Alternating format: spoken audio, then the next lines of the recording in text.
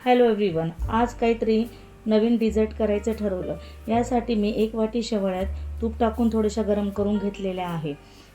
शेवाळ्या गरम करून झाल्यानंतर एका पॅनमध्ये मी साधारणतः 1 ग्लास दूध गरम करण्यासाठी ठेवले आहे. यामध्ये 1 वाटी साखर, 2 टेबलस्पून मिल्क पावडर टाकून दूध व्यवस्थित एकत्र करून घेतलेले आहे. हे दूध व्यवस्थित एकत्र झाल्यानंतर वरून आता 2 ते 3 टेबलस्पून कस्टर्ड पावडर टाकून घेतलेले आहे. कस्टर्ड पावडर टाकून झाल्यानंतर मिश्रण व्यवस्थित एकत्र करून घ्या. यामध्ये आता मी वेलची पूड आणि थोडे ड्रायफ्रूट्स टाकून पुन्हा एकदा मिश्रण व्यवस्थित एकत्र केलेले आहे. एक कंटेनर घेऊन यामध्ये आता एक एक करून लेअर लावणार आहे. यासाठी सर्वप्रथम मी भाजलेल्या शेवाळ्यांची एक लेअर लावलेली आहे. यानंतर तयार केलेले कस्टर्ड मिल्कची लेअर लावून घेतलेले आहे.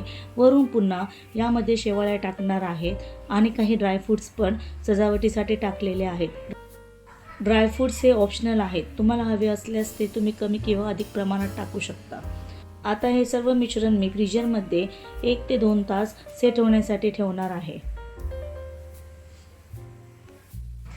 2 तासानंतर मिश्रण अगदी व्यवस्थित सेट झालेलं आहे. अशा प्रकारे आपले सुंदर असे डिझर्ट खाण्यासाठी रेडी आहे.